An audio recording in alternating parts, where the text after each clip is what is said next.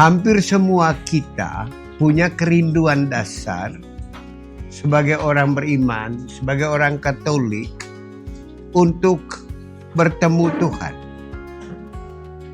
untuk mengalami Tuhan. Ada 3 tempat, ada 3 situasi yang ditunjukkan oleh bacaan hari ini tentang kapan kita mengalami Tuhan.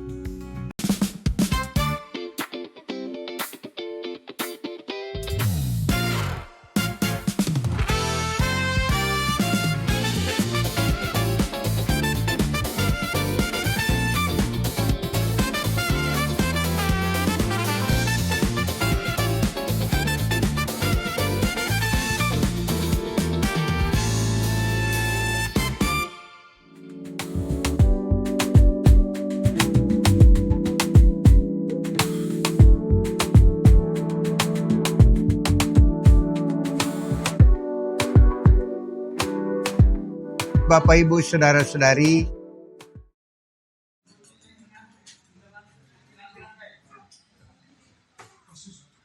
saya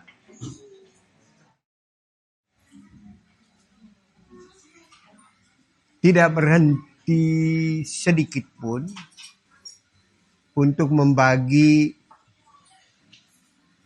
apa yang saya peroleh dari setiap kali mendengar bacaan waktu Ekaristi. Injil itu hidup. Karena Injil itu hidup, dia selalu menyampaikan sesuatu yang baru sesuai dengan kebutuhan hidup kita pada waktu tertentu. Waktu saya mendengarkan bacaan hari ini, ada satu hal yang relevan dengan hidup kita. Hampir semua kita punya kerinduan dasar sebagai orang beriman, sebagai orang Katolik untuk bertemu Tuhan, untuk mengalami Tuhan. Karena itu kita dalam keterbatasan kita hadir menyapa Tuhan. Salah satunya melalui peristiwa Ekaristi yang luar biasa. Satu yang menarik pada hari ini yang baru saya dapatkan. Ketika persembahan, pesannya gini, persembahanmu tidak berarti bagiku. Karena persembahan kamu tidak mengubah aku. Tapi persembahan diri menyelamatkan. Karena itu terimalah persembahan dari aku yang aku tunjukkan melalui roti dan anggur ini. Karena itulah persembahanku yang menyelamatkan kamu. Amin. Tepuk tangan. Ini luar biasa. Karena itu kita jangan terlalu berkonsentrasi berpikir bahwa kita mempersembahkan sesuatu kepada Tuhan. Karena apapun yang kita persembahkan tidak mengubah Tuhan sedikit pun. Tetapi sesuatu yang Tuhan persembahkan, yang kita terima, mengubah hidup kita. Dan aspek yang diubah adalah keselamatan. Keselamatan itu bukan untuk akhir hidup. Keselamatan itu mulai dari sini selama kita hidup. Itu yang pertama. Baru ini. Yang kedua, kita punya kerinduan untuk bertemu Tuhan. Ada 3 tempat, ada 3 situasi yang ditunjukkan oleh bacaan hari ini tentang kapan kita mengalami Tuhan. Yang pertama melalui pemimpin.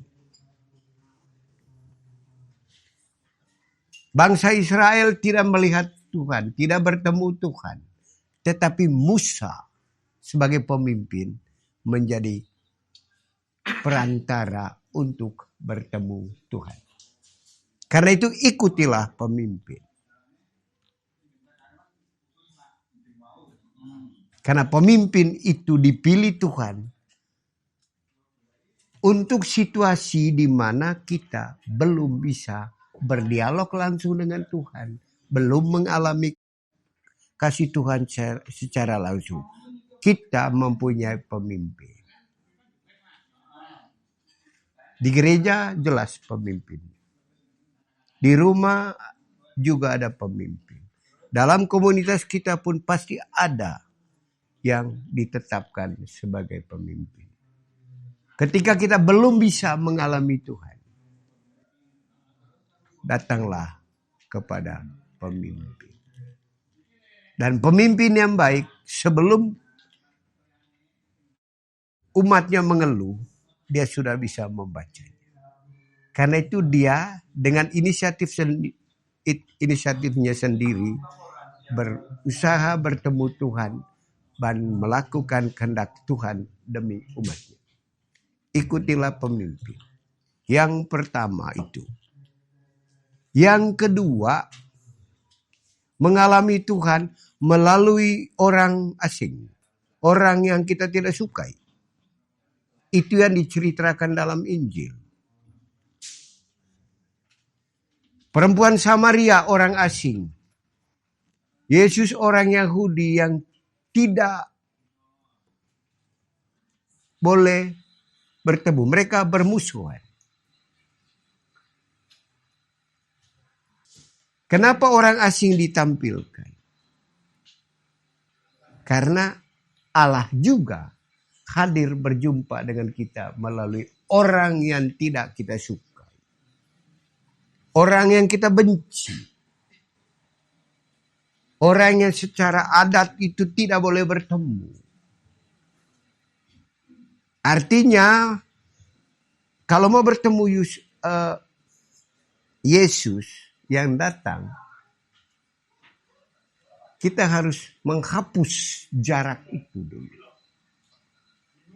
Cara perempuan Samaria menghapus jarak adalah dia setia bersama orang asing itu.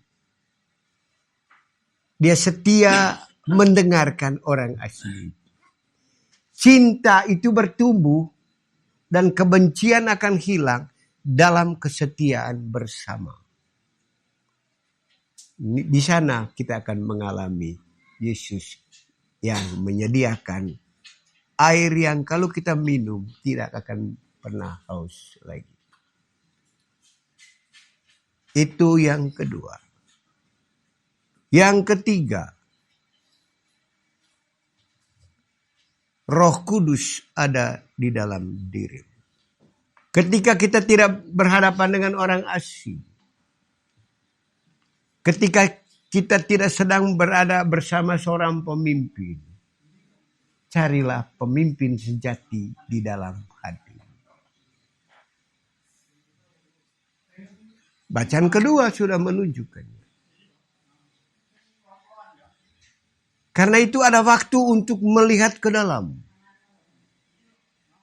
Mendengar dari dalam. Lakukanlah itu. Kamu akan atau kita akan dituntun dari dalam. Kalau ada orang asing, orang yang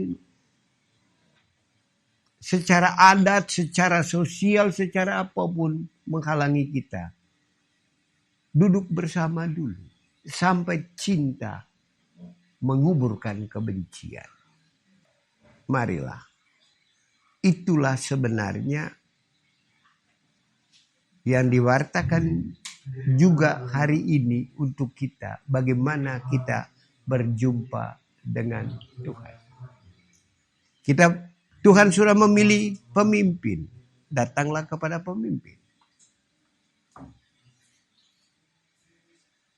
Ya, Tuhan juga hadir melalui orang yang kita benci. Karena itu, hati-hatilah. Karena kalau kita terus membenci, menjauh dari orang yang kita benci, maka kita kehilangan satu kesempatan istimewa untuk bertemu Tuhan. Kemudian, siapkan waktu ketika kamu sendirian. Dengar dari dalam. Yang terakhir, Tuhan selalu ada. Dia hadir dengan caranya sendiri melalui rohnya dari dalam. Dia hadir juga melalui orang yang tidak kita sukai. Karena begitu kita menyukai atau jatuh cinta dengan orang yang kita sukai, maka Yesus hadir. Kalau kita gagal untuk dua hal itu, carilah pemimpin. Terima kasih.